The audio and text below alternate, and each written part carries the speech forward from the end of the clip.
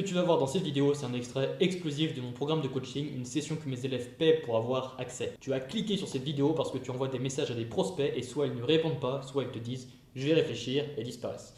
J'ai accompagné plus de 30 freelances, généré plus de 300 000 € de chiffre d'affaires avec mon agence et travaillé avec des entrepreneurs qui font plus de 10 millions par an. Et ce que j'ai compris, c'est que 95% des freelances perdent leurs clients avant même d'avoir un appel. Non pas parce qu'ils sont mauvais, mais parce qu'ils ne savent pas qualifier. Dans cette vidéo, je vais te montrer exactement comment je forme mes élèves à la préqualification par message avec un cas pratique en temps réel, un mauvais exemple vs un bon exemple, pour que tu vois exactement la différence. Je vais aussi te donner les 6 critères essentiels à qualifier avant chaque appel et les 10 erreurs que font quasiment tous les freelances. Ce qui leur coûte des clients chaque semaine sans qu'ils s'en rendent compte. À la fin de cette vidéo, tu verras plus jamais tes conversations de la même façon, tu sauras exactement quoi dire, dans quel ordre pour transformer un inconnu en prospect qualifié, prêt à booker un appel avec toi. Et surtout, tu vas arrêter de perdre du temps avec des prospects curieux qui ne signeront jamais. C'est parti. Alors, je vais vous donner un exemple concret. Tout d'abord, lorsque vous allez rencontrer un prospect, il va y avoir une première étape qui va être le premier contact. Donc, peu importe le type de prospect, vous allez toujours avoir un premier contact. À la suite de ce premier contact, vous allez avoir ce qu'on appelle du coup un échange. Un échange, une discussion, ça peut être plusieurs messages. Souvent, un échange, il y a quand même quelques messages qui s'envoient. Donc ici, premier contact, ça va être le message 1. L'échange, ça va être du coup DM2, on peut appeler ça DM2. Donc le second message. Et l'échange souvent continue en plusieurs messages. Un échange en moyenne avec un prospect, ça se fait en 4-5 messages avant de positionner l'appel. Donc on va juste simuler un cas. OK. Et ensuite, le DM5, souvent, c'est proposer un appel. Proposer un appel. Et là, du coup, on propose l'appel de découverte qu'on appelle le R1. Et là, on va vraiment faire une vraie découverte client. OK. Donc on va aussi qualifier encore plus le prospect dans l'appel de découverte. Et donc là, si j'enchaîne, on passe à appel 1, donc le R1. Donc ça se passe comme ça. Là, c'est un cas pratique. Premier contact. Ensuite, vous avez une phase d'échange. Et donc, la phase de préqualification va se faire exactement dans ce moment-là, dans la phase d'échange. Pourquoi? Parce que comme je l'ai dit plus tôt, vous devez avoir un bon cadrage dans vos discussions. Vous devez poser les bonnes questions et vous devez vous démarquer, enfin commencer à ancrer dans la tête, dans l'esprit du prospect que vous êtes la meilleure personne pour l'aider. Je vais vous montrer un cas pratique. Donc, je vais vous montrer un cas avec une bonne qualification et une mauvaise qualification. Si on va dans la mauvaise qualification, c'est ce que la majorité des freelances font aujourd'hui. Je vous fais un exemple. C'est un prospect qui vient voir un freelance. Bonjour, j'aurais besoin d'un logo pour mon entreprise. Le freelance va dire bonjour, pas de souci, je fais ça, c'est pour quelle entreprise. Ok, je suis consultant. D'accord, c'est quoi votre budget? Prospect, pas vraiment, ça dépend des prix. Ok, je vous envoie mes tarifs et mon portfolio. Et souvent, ça se finit par ok, merci, je reviens vers vous, je regarde et la personne ne revient jamais. Il n'y a pas de conversion et il n'y a pas de vente. Pourquoi? Ça vient d'une mauvaise qualification. Alors qu'en l'occurrence, une bonne qualification, ça va être cet exemple-là. Bonjour, j'aurais besoin d'un logo pour mon entreprise. Donc là, encore une fois, même approche. Merci pour ton message. Avant de te proposer quoi que ce soit, j'aimerais bien comprendre ton projet. C'est quoi ton activité exactement et à qui tu t'adresses? Je suis consultant en RH, je travaille avec des PME de 50 à 200 salariés. Ok, intéressant. Et là, tu lances ton activité où tu existes déjà. C'est quoi qui te pousse à avoir un logo maintenant? Et j'existe depuis 2 ans et j'ai jamais vraiment travaillé mon image. J'ai des rendez-vous importants qui arrivent et je veux paraître plus pro. Ok, donc le vrai enjeu, c'est la crédibilité face à des décideurs en PME, pas juste d'avoir un beau logo. Est-ce que c'est bien ça? Donc là, il y a un point qui est important en préqualification, enfin dans la phase de qualification, c'est que on doit montrer qu'on a compris. Et donc montrer qu'on a compris, ça passe par la reformulation. C'est ce que la personne ici dans l'exemple a fait, et le prospect répond exactement. Et d'un coup, c'est comme ça qu'on ancre en fait que la personne a bien compris notre projet et qu'on peut lui faire confiance. Donc c'est là où on commence à vraiment créer de la confiance avec un inconnu. C'est par le fait de comprendre son besoin et de le reformuler, de montrer qu'on a bien compris. Exactement, c'est quoi pour toi une identité qui fonctionne? Tu as des références visuelles, des marques que tu aimes dans ton secteur ou en dehors. Je veux quelque chose de sobre, sérieux, pas trop générique. J'aime bien ce que fait Marc machin. Ok, parfait. J'ai une bonne vision de ce dont tu as besoin. J'ai beaucoup de projets en ce moment. Je travaille majoritairement avec des grosses boîtes. Est-ce que tu aurais une enveloppe de budget en tête pour ce projet pour voir si je peux t'aider? Tu sais exactement. Donc le résultat, là, on a une meilleure qualification. Tu sais exactement qui il est, quel est son vrai problème, son délai, son univers visuel et son budget. Donc tu proposes notamment une solution sur mesure avec une forte valeur perçue. Et donc là, forcément, juste après, si tu proposes, au lieu de dire est-ce que tu as une enveloppe en tête, tu pourrais très bien dire ok, merci machin, merci prospect, j'ai bien compris exactement tes enjeux. Ce qui peut être plus facile, c'est qu'on se positionne en appel pour en discuter de vive voix, histoire que je puisse te proposer la meilleure solution par rapport à ce que tu rechercherais. Est-ce que c'est OK pour toi? Quand est-ce que tu serais disponible? Et hop, on positionne l'appel. Donc, on peut voir que la mauvaise qualification, il y a eu des échanges, mais il n'y a pas eu de fil rouge, il n'y a pas eu de direction, et il n'y a pas eu de DM5 et de proposition de rendez-vous. Alors que dans la bonne qualification, il y a eu un très bon échange, et là, proposer un rendez-vous dans cette circonstance, bah, le taux de réponse et le taux de conversion du prospect, c'est-à-dire un prospect inconnu qui passe d'un échange à un rendez-vous, donc le taux de conversion, bah, est nettement beaucoup plus supérieur. Un prospect qui se sent compris va accepter d'investir du temps avec une personne pour un rendez-vous, pour bien comprendre ses besoins et pour répondre à ses questions. Donc, il y a 6 éléments essentiels à qualifier en B2B. Premier point, c'est le problème réel. Donc, pas ce qu'il demande, mais ce qu'il fait vraiment souffrir. Un prospect qui vous dit je veux un logo, bah, a souvent un problème de crédibilité ou d'acquisition d'art. Il faut creuser jusqu'à trouver le vrai enjeu business concret. Donc, en qualification, tu peux commencer à creuser en posant des questions, mais tu n'es pas obligé d'aller jusqu'au bout. C'est comprendre le spectre et comprendre son besoin, ce qu'il veut. C'est ça qui est important. L'urgence, depuis quand ce problème existe et pourquoi elle cherche une solution maintenant et pas dans 6 mois. Sans urgence, pas de décision, c'est les critères qui séparent les curieux des acheteurs. Donc, est-ce que c'est pour maintenant ou pour tout de suite? Parce que vous pouvez perdre beaucoup de temps à avoir des prospects qui viennent par curiosité, alors qu'ils anticipent à un moment qui n'existe pas encore, et ce sera peut-être dans 6 mois ou dans un an. Et donc, c'est pas un prospect qualifié, lui, il perd du temps, et toi, tu perds du temps. Donc, quand c'est comme ça, soit tu peux faire un appel avec lui, mais au moins tu es conscient des enjeux et que c'est un prospect que tu vas pas pouvoir signer, ou soit tu lui dis de te recontacter plus tard quand son projet sera plus mature. Troisième point, il faut qualifier le budget, la capacité à payer, surtout quand vous avez des doutes ou que vous avez des entreprises débutants ou même des fois des particuliers. C'est important de qualifier financièrement le prospect en phase de préqualification lorsque vous avez des gros doutes. Okay, le fait de qualifier le budget, souvent c'est un peu noir ou blanc, ça peut vous délaisser, ça peut au contraire vous avancer. Donc moi, qualifier le budget par message, je le fais uniquement quand j'ai des gros doutes avec le prospect en face. Par exemple, je vois que c'est un étudiant, ok, ou je vois que c'est un profil qui est très jeune, bah là clairement je vais le challenger un petit peu. Parce que je sais que si je perds ce prospect, bah, il y a un gros pourcentage de chances que je perds pas grand-chose en fait. Parce que, à mon sens, il n'était pas qualifié. Mais je vais lui poser une question pour valider mon intuition. Donc, pas pour négocier, mais pour ne pas perdre de temps avec quelqu'un qui n'est pas structurellement peut se permettre tes services. Notamment si vous vous adressez à des agences et que vous avez des indépendants, des avocats qui sont en profession libérale, bah là, il ne faut pas hésiter à les challenger là-dessus. Surtout si vos prix ou si vos offres correspondent vraiment à la gamme de cabinets, à la gamme d'agences pour des projets plus avancés. Donc, qualifier le niveau de revenu ou le CA, pas le budget alloué au projet. Le décideur, est-ce que tu parles à la personne qui signe? En B2B, il y a souvent un associé, un directeur général, un directeur d'affaires dans la boucle. Si tu ne parles pas au décideur final, ton travail de vente recommence à zéro.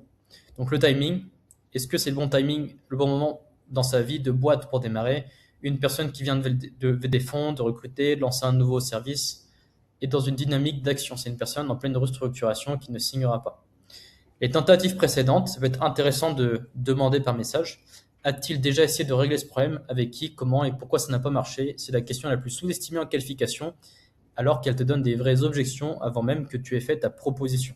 Donc un framework que tu peux retenir, c'est le framework BANT, budget, autorité, need et timeline. Je vais donner un exemple de question percutante que moi j'utilise avec mon agence, parce que quand j'ai des prospects en face de moi avec qui j'ai des doutes, ou même des fois en prospection, quand je vais chercher des prospects, ben, il y a des choses que je qualifie systématiquement. Le premier critère que je vais qualifier lorsque j'ai un prospect pour du ghostwriting LinkedIn, donc je répète, c'est le ghostwriting, c'est le fait d'écrire à la place d'autres personnes sur LinkedIn. Donc mon offre, je m'occupe de tout leur LinkedIn de A à Z, que ce soit création de contenu, stratégie de contenu, community management, et pour certains cas, la prospection par message. Et on travaille avec des boîtes qui font 30 000, 50 000 euros par mois minimum, donc des profils qui sont quand même beaucoup plus avancés. Donc le key, c'est avec mon agence de ghostwriting, je cible majoritairement les consultants, les coachs et les CIO d'agence. Donc pas des freelances, pas de débutants, sinon je sais que ça ne correspond pas à ma cible. Donc le critère numéro 1 de qualification, c'est que ma cible doit avoir une mauvaise présence sur LinkedIn. Pas d'engagement ni de contenu régulier. Les questions de qualification, ok, c'est quoi ton nom et prénom, que je check ton compte, t'en es où sur LinkedIn actuellement? C'est des questions que je peux poser. Par exemple, demain, je fais un event de networking business. J'ai potentiellement des prospects qui correspondent à ma cible que je vais pouvoir signer en ghostwriting. Le premier critère que je vais devoir qualifier, c'est est-ce que le mec, il a vraiment un enjeu à être sur LinkedIn? Donc, je vais lui poser des questions pour comprendre son business, comprendre ce qu'il fait. Et de là, je vais pouvoir savoir s'il est consultant ou s'il est CEO d'une agence. Si ce n'est pas le cas, je sais qu'il ne correspond pas à ma cible. Et donc, je l'ai qualifié, mais je ne perdrai pas le temps d'avoir un appel avec une personne que je ne peux pas signer. Ok? Si la personne correspond à ma cible, premier critère, valider qu'il est mauvais sur LinkedIn. Parce que si le mec il fait déjà 300 likes sur LinkedIn, qu'il a plein de prospects, peut-être qu'il est meilleur que moi, j'ai aucun enjeu à vraiment le signer. Alors que si je tombe sur un profil, ok, je lui pose une question, je regarde son LinkedIn de mon côté, le mec, il a 3 likes, il fait 5 likes par post, il n'est pas régulier, je vois qu'il a essayé, là c'est un green flag, c'est un gros indicateur, c'est que le mec il a conscient de l'enjeu LinkedIn, il a essayé par lui-même et il n'a pas réussi. Donc là, c'est des prospects très bien pour moi. C'est souvent les prospects que je signe, des prospects qui ressemblent à ça. Deuxième critère, c'est le niveau de revenu. Donc la personne, il faut déjà qu'elle fasse 15K par mois avec son activité pour payer mes services. Donc les questions que je peux poser pour valider ce critère subtilement. Donc là, encore une fois, c'est des questions de qualification. C'est pour diriger la discussion. Ok, est-ce que tu as une équipe qui bosse avec toi? Tu te situes autour de combien de chiffre d'affaires par mois pour que j'ai une idée? Tu signes combien de nouveaux clients par mois en moyenne? Tu as des offres à combien, etc., etc. Juste en lui posant quelques questions à ce niveau, je vais pouvoir avoir du coup un ordre d'idée de est-ce que le mec, il débute? Est-ce qu'il galère? Est-ce qu'il est très avancé? Est-ce qu'il est dans la moyenne des clients que j'accompagne? Et ça va me permettre de le situer. Troisième critère que je qualifie avec des prospects que je viens de rencontrer. Encore une fois, ça peut être via de la prospection, ça peut être aussi via de la recommandation, via du networking, via du bouche-oreille, enfin tous les types de rencontres. Il doit vouloir plus de clients. Forcément, une personne qui démarre un canal d'acquisition, il faut que cette personne ait l'enjeu de signer et d'accueillir encore plus de clients. Donc les questions de qualification, ça peut être ok, qu'est-ce qui t'a empêché de te lancer sur LinkedIn jusqu'ici? Est-ce que tu as de la place pour accueillir encore plus de clients? Aujourd'hui, c'est quoi tes challenges dans ton activité? Qu'est-ce que tu focuses en ce moment? C'est quoi ta cible pour que je te dise si oui ou non LinkedIn c'est une opportunité pour toi, etc., etc. Quatrième critère que je qualifie aussi très souvent, c'est le fait de proposer l'opportunité au bon moment. Donc, est-ce que tu crées déjà du contenu sur d'autres plateformes? Parce que si j'ai un créateur qui fait du contenu sur YouTube, sur Instagram, qui est consultant, c'est très simple à lui vendre du LinkedIn en plus, parce qu'il crée déjà du contenu, il est déjà en train de partager son image, donc il a cassé quelques croyances psychologiques et limitantes liées au fait de se montrer sur les réseaux sociaux. Et donc ça, c'est des prospects parfaits. Si tu dois lancer LinkedIn, ce sera quand le bon timing pour toi, pour avoir encore plus d'appels et pouvoir les prendre? Ok, tu es focus sur quoi en ce moment avec ta boîte? C'est quoi les challenges que tu rencontres dans ton acquisition et dans ton personal branding? Est-ce que ce serait un bon moment pour toi de travailler sur LinkedIn potentiellement maintenant pour savoir si je peux t'aider? Donc là, c'est des vrais exemples de questions que je pose vraiment avec mon agence pour préqualifier mes prospects. Et si je commence à avoir plusieurs critères de cocher, qu'en faisant mes recherches, j'ai rien qui me saute aux yeux ou j'ai pas d'appréhension, j'ai pas trop de doutes, là, j'hésite vraiment pas à proposer un appel. Parce que je sais que c'est un prospect qui rentre dans mon avatar. J'ai eu quelques échanges où j'ai posé des questions pertinentes. Souvent, je pose 2-3 questions maximum sur des critères où j'ai le plus de doutes, où j'ai le moins d'informations, justement. Et ensuite, je propose un appel. Alors, les 10 erreurs de qualification à éviter absolument. Donc là, c'est les 10 erreurs de qualification par message. Hop, à éviter absolument. Premier point, c'est ne pas connaître son avatar client. Donc, avatar client, tout ce qui est persona aussi, c'est la même terminaison pour dire la même chose. Mais évidemment, si tu ne connais pas à qui tu t'adresses, bah, tu ne peux pas lui poser les bonnes questions. Donc, tu dois savoir au préalable qui tu cibles exactement, qu'est-ce qu'il qualifie aussi pour pouvoir lui poser les bonnes questions. Parce que sans critères clairs dans ta tête, bah, tu poses des questions au hasard et tu passes à côté de vrais signaux d'achat. Deuxième point, croire que la qualification par message remplace le R1, donc le premier rendez-vous de découverte. Ça, c'est faux, parce que la qualif par message, c'est un filtre, c'est pas de la vente. Le rôle de préqualifier par message, c'est d'éliminer les curieux, les personnes pas prêtes, les personnes qui n'ont vraiment pas de budget, avant que tu investisses trop de temps dans un appel. Et notamment, ça permet aussi d'avoir une direction et d'avoir un bon flux de conversation pour amener un appel naturellement et faire en sorte que le prospect se soit déjà pré-engagé dans les questions que tu veux lui poser pour qu'il accepte l'appel beaucoup plus facilement. Et ça permet aussi de créer de la confiance, comme ce que je le disais juste avant, parce que le prospect se sent compris. Donc le rôle du R1, lui, c'est là où tu transformes un prospect en futur client. Donc tu vas le chauffer, c'est différent. Les deux sont très complémentaires, mais pas interchangeables. Troisième point, traiter un prospect froid comme un prospect chaud. Un prospect chaud a déjà un problème conscient et cherche activement une solution. Un prospect froid est juste intrigué, il ne sait pas encore s'il a besoin de toi. Le niveau d'effort, le rythme et les questions ne sont pas les mêmes. Confondre les deux, c'est brûler un lead avant même qu'il soit prêt. Donc c'est pour ça qu'un prospect qui vient te voir, bah, tu peux lui poser les questions du budget, alors qu'un prospect que tu vas prospecter, bah, tu vas pas lui poser la question du budget. Parce que lui, il n'a jamais pensé en fait à son besoin. Il n'a jamais pensé à prendre quelqu'un pour de LinkedIn, par exemple. Donc, je vais pas lui dire, hey, salut, tu veux développer LinkedIn? Ouais, pourquoi pas? Ça peut donner quoi? Bah, je sais pas. C'est quoi ton budget? Bah, j'en ai aucune idée. C'est normal. Le mec, il est pas conscient de son problème. Il a peut-être jamais réfléchi aussi au budget. Donc, c'est des prospects qui sont plutôt froids, qui sont plutôt tièdes, mais c'est pas des prospects chauds. Donc, tu vas poser des questions différentes. Et les questions différentes, ça peut être des questions sur tous ces points-là ou des questions sur tous ces points-là, comme ce que je t'ai dit avant. Ok, est-ce que tu as une équipe? C'est quoi ton nom, prénom que je regarde? Qu'est-ce qui t'empêche de te lancer? Est-ce que LinkedIn, ça peut vraiment représenter une opportunité pour toi? Ok, pourquoi tu penses que ça peut être une opportunité pour toi? C'est quoi tes objectifs sur LinkedIn justement? Qu'est-ce que tu rechercherais d'après toi si tu devrais te faire aider là-dessus? Ok, machin, machin, machin. Ok, franchement, personnellement, je pense que je peux t'aider. Quand est-ce que tu serais disponible pour que je puisse te montrer les résultats qu'on peut t'apporter si on travaille ensemble? Je te présente ça lors d'un appel, tu vois, il n'y a pas d'engagement. Et puis, ça permettra de te montrer des études de cas. Est-ce que tu serais disponible mardi après-midi, par exemple? Donc là, l'exemple que je viens de te faire, c'est un exemple de qualification par message. Alors, on va continuer. Donc, prospect chaud et prospect froid, c'est différent. C'est pas les mêmes questions que tu vas poser. Mais il faut toujours partir de ton avatar client. Point numéro 4, vouloir tout qualifier par message. Donc, la qualif par message doit rester légère. C'est pour ça que dans l'exemple d'ici, je propose 3 questions maximum. Après, c'est assez lourd et il faut proposer l'appel. Si tu commences à envoyer encore plus de questions, et c'est pour ça d'ailleurs qu'il faut poser les bonnes questions, qu'il faut bien connaître son avatar pour avoir les bonnes formulations, poser les bonnes questions. Et forcément, si tu commences à poser 5, même 7 ou 10 questions, le prospect il va en avoir marre, c'est beaucoup trop lent, et puis il va passer à autre chose. Donc, souviens-toi de ça, c'est important. La qualif par message doit rester légère.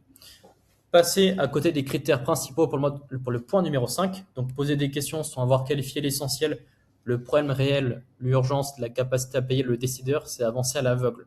Donc c'est à toi de définir tes 3 critères non négociables avant chaque conversation et assure-toi d'avoir une réponse sur chacun avant de proposer quoi que ce soit. 6e point, poser des questions auxquelles tu peux répondre toi-même. Donc tu peux regarder son site, son profil, sa boîte, le LinkedIn de sa boîte, ses offres, si tu peux les checker en 5 minutes. Et ça te permet, toi, de ton côté, de faire tes recherches avant de te poser la question ou avant d'écrire. Forcément, si tu arrives en discussion en faisant tes recherches, bah, ça se voit aussi. Et un prospect qui ne fait pas ses recherches, ça se voit aussi. Si tu ne le fais pas, ça te fait paraître paresseux, ça gaspille la confiance dès que le prospect peut t'accorder au premier message. Donc, exemple, comment qualifier le budget sans demander? Bah, ok, une personne va venir te voir pour une vidéo motion design. Au lieu de demander la question, ok, vous faites combien de chiffre d'affaires annuel? Tu vas regarder la boîte sur LinkedIn.